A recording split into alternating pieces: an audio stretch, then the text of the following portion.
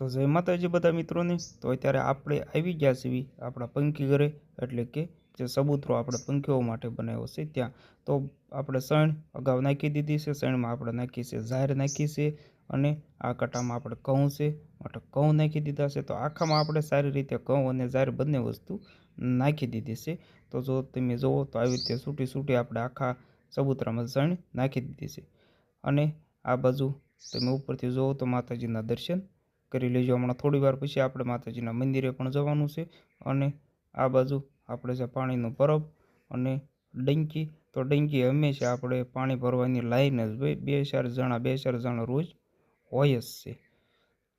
તો આપણે પહોંચી ગયા છીએ। આપણે જે વૃક્ષોને પાણી થોડા સમય પહેલાં પાયું હતું, લગભગ 3 વખત આપણે પાણી એટલા દિવસોમાં પાઈ દીધું। ચારે બાજુ તમે જુઓ તો ચારે બાજુ લીલું થવા માંડ્યું છે, કળ ઉગી ગયું છે। અને આ વડલો મેં તમને ખાસ બતાવ્યો હતો, એક પણ પાન નહોતું।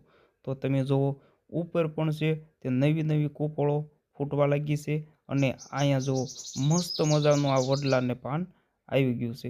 તો ખાલી પાણીની જરૂર હોય, ઘણા બધા વૃક્ષો છે જે નવી નવી કૂપળો ઘણા બધા વૃક્ષોમાં ફૂટવા લાગી છે।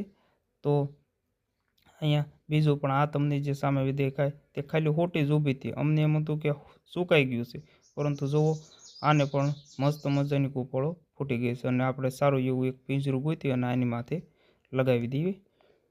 તો ચાલો આપણે મંદિર તરફ જઈએ। તો અત્યારે મેરડીમાના મંદિરે આપણે આવી ગયા છીએ, અને આ બાજુ આરતીની તૈયારી થઈ છે, આરતી ચાલુ થવાની તૈયારીમાં જ છે।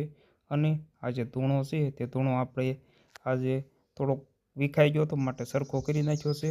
અને સામે મેરડીમાની આરતી ચાલુ થઈ ગઈ છે, તો તમે લાઈવ આરતીના દર્શન કરી શકો છો। તો આજના શોર્ટ વિડીયોમાં બસ આટલું જ। બધાને જય મેરડીમાં,